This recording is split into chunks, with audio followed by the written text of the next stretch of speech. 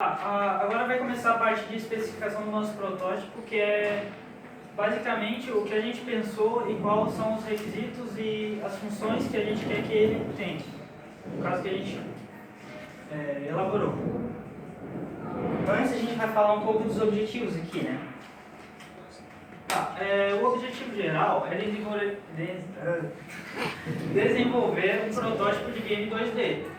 Daí, no caso, que proporcione o aprendizado para as crianças de onde elas, digamos, jogarem os resíduos que elas produzem. No caso, a ideia básica do nosso jogo é como se fosse um Mario. Um Mario, no caso, a pessoa tem que passar pelo mapa e pular dos obstáculos e chegar ao final e, no caso, completar o seu objetivo. Mas daí, no caso, o objetivo nosso é como um Mario, mas só que para as crianças, digamos, aprenderem as cores de cada lixo. E daí elas acabarem sabendo onde jogar, tipo, papel, orgânicos, etc. Bom, agora aqui temos os objetivos específicos do nosso protótipo.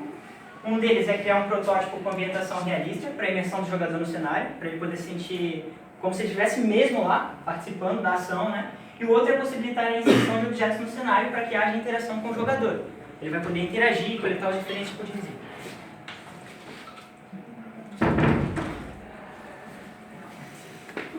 Requisitos funcionais. Requisitos funcionais são aqueles que são necessários para todo o funcionamento do meu protótipo no completo. Eles foram levantados de acordo com a pesquisa que a gente fez. A gente fez um formulário e a gente obteve as respostas de 150 pessoas, organizamos e organizamos os requisitos, né, com base nas respostas delas. Um exemplo é o requisito funcional 03 de gerar um mapa. Por que ele é funcional para o meu protótipo? Não existiria o jogo sem um mapa. O jogador não conseguiria entrar, ele cairia no infinito, não teria mapa, a pessoa não aprenderia nada e não teria objetivo nenhum no nosso protótipo. Não é isso que a gente quer.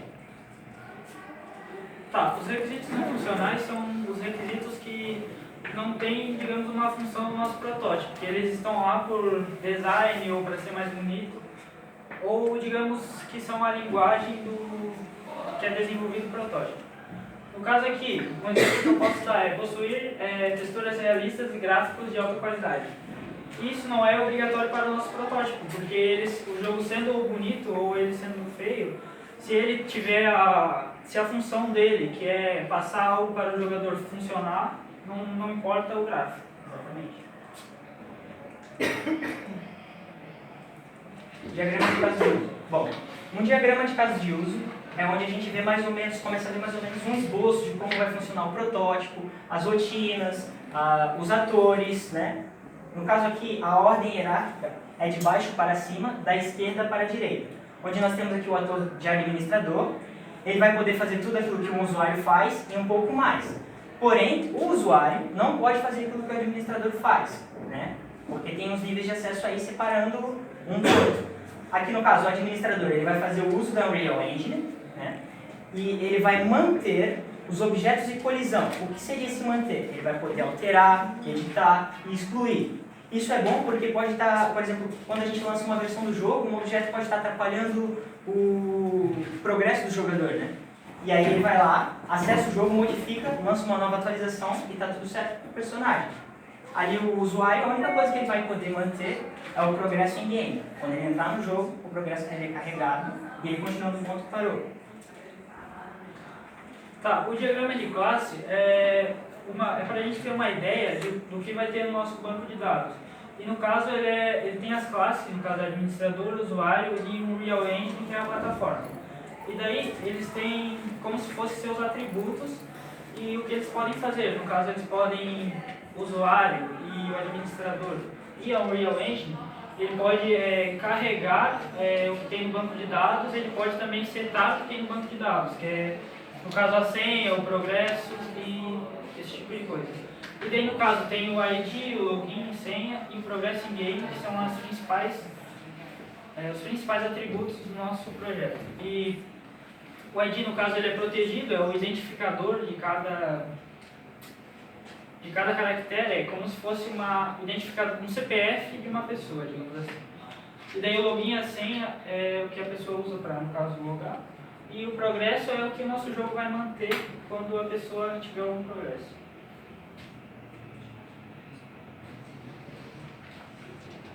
Diagrama de atividades.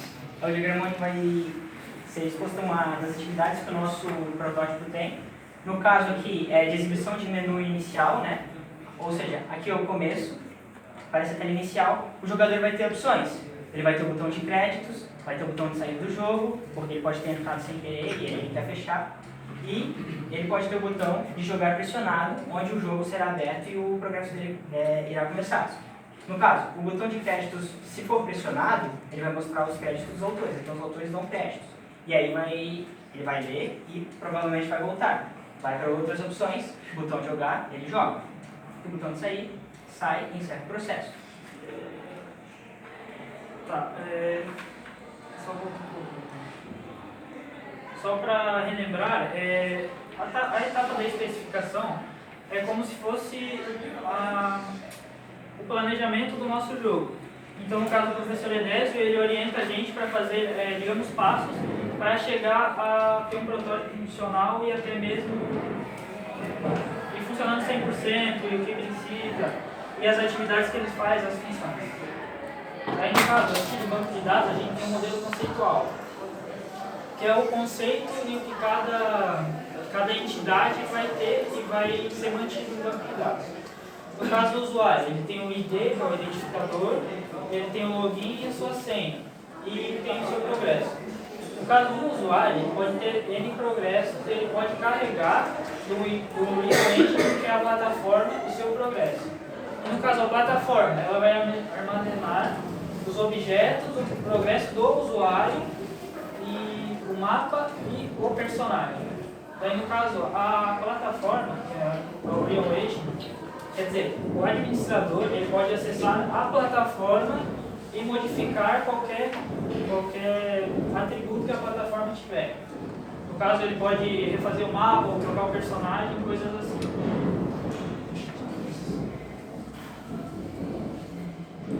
Trechos de código. Bom, na Unreal eles trabalham com um tipo de programação que é bastante interessante, que são as blueprints. Blueprint é um cartão programável em uma linguagem específica. No caso, a Unreal trabalha com C++, poderia ter usado outra linguagem, como por exemplo JavaScript, mas eles usaram C++. E mais ou menos como funciona isso aqui. Antes da gente começar a criar esses cartões de programação, a gente tem que adicionar um volume no nosso mapa. E ele só vai funcionar, ou no caso, essa ação aqui só vai funcionar quando o usuário estiver dentro daquele volume. Então aqui, por exemplo, aqui é o Onector Begin Overlap, significa quando ele estiver dentro desse volume. Vai abrir para ele executar a ação. Se ele estiver fora, que no caso é esse cartão aqui, vai fechar. Fecha o processo e ele não tem como executar essa interação. A gente criou o botão de interação e colocou na tecla E. Quando ele for pressionado, vai entrar na função get, vai seguir o tipo de variável boolean, que possui dois valores, ou tem ou não tem, a chave de progresso. No caso, a gente tem que deixar selecionado como a pessoa tem. Mas o que seria isso que a pessoa tem? Um objeto. Por exemplo, a gente quer que o nosso jogador colete materiais e recicle. Então, no caso, eu coloco como alvo garrafa. E a gente definiu que ele tem esta garrafa aqui. O que o sistema vai fazer? O jogador, na mente do jogador, ele coletou o objeto. Porém, o que vai acontecer é que o sistema vai destruir esse ator e o usuário não vai ficar sabendo de nada. Quando isso acontecer, ele vai imprimir uma mensagem aqui em cima, lixo coletado, no canto superior esquerdo da tela do usuário, e ele pode passar para um próximo nível que a gente criou. Aqui é uma tela do protótipo, que será mostrada mais adiante, com os botões. A gente tentou fazer algo simples e fofo, como diria o Sandro, né? Aí a gente colocou os botões, as funções de cada um também já está funcionando. Cada uma das coisas ali são variáveis, são chamadas e puxadas depois.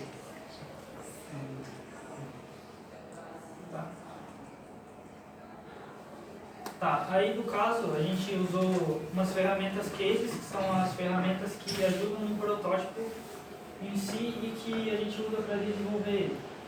Tá, no caso, em primeiro lugar tem o Trello, que é uma ferramenta para organização do time, que a gente pode colocar lá como se fosse quadros para a gente deixar as datas e o que é preciso ser feito, e daí assim a gente consegue ter uma organização praticamente perfeita com as datas e o que precisa ser feito. E daí o StarML, que é para a gente fazer os diagramas de atividade, de use case. Tem o Dropbox também, que é para a gente armazenar os nossos arquivos. No caso, a gente armazena os arquivos do Trello em .mdj e em PDF, que é para a gente poder ter acesso e facilitar a nossa vida para colocar arquivos. E o Drive também para...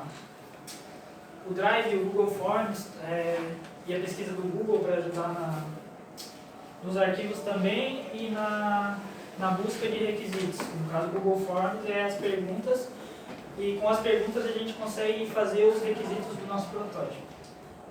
E o Unreal Engine, que é a ferramenta da Epic Games, no caso, que a gente para desenvolver jogos.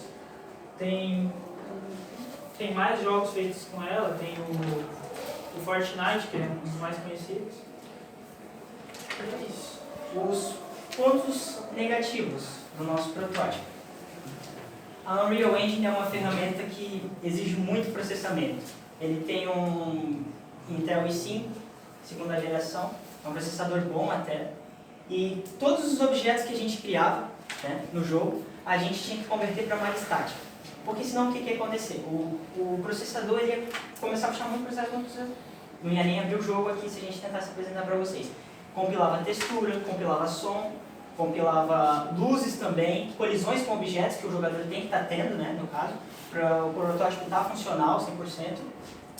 E, de pontos positivos, a gente teve que aprender uma nova forma de programar, que era através dos blueprints, e aprender uma nova linguagem de programação também, que é C++, C++, né? Bom, agora chegamos na parte de mostrar o protótipo, né? Sim.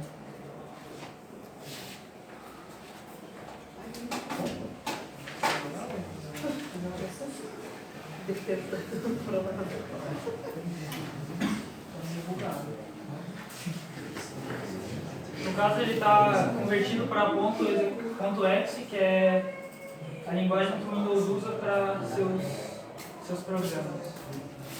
Ué,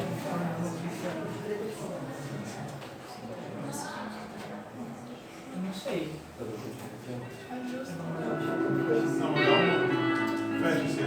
Faz aí.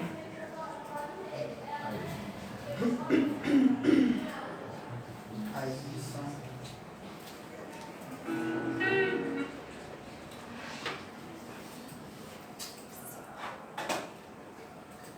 Ai, ai, ai.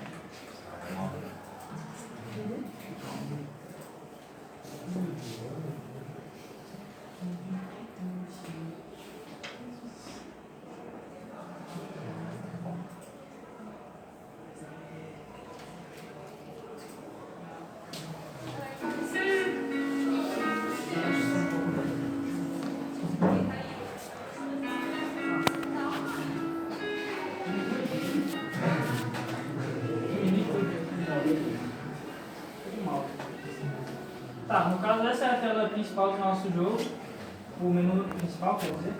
E daí aqui no caso a gente tem os botões e estão todos funcionando. Aqui no caso os créditos. E aqui, como jogar, tem um tutorialzinho embaixo.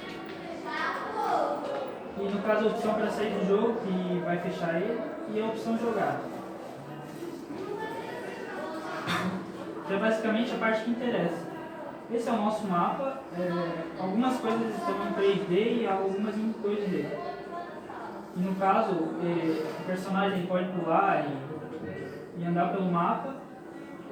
E como é a ideia básica do Mario, ele tem que passar pelos obstáculos para chegar ao objetivo.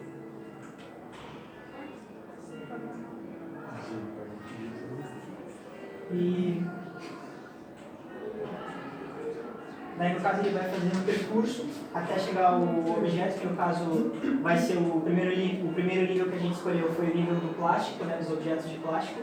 Ele vai chegar, vai ver a seta que está indicando para ele prosseguir, vai chegar ali na garrafa, vai coletar e ele está dentro do volume. Bom, quando ele coletou, apareceu a mensagem aqui em cima, lixo coletado. E aí agora ele é transportado para um outro nível, no caso aqui é o nível 2. Ele vai ter que escolher, decidir entre dois caminhos, para lá ou para cá. No caso a gente vai começar vindo para cá, porque eu já sei que lá tem o objeto que é necessário para ser coletado. Aí ele vai fazendo o parkourzinho, né, o progresso, né, vai obtendo progresso.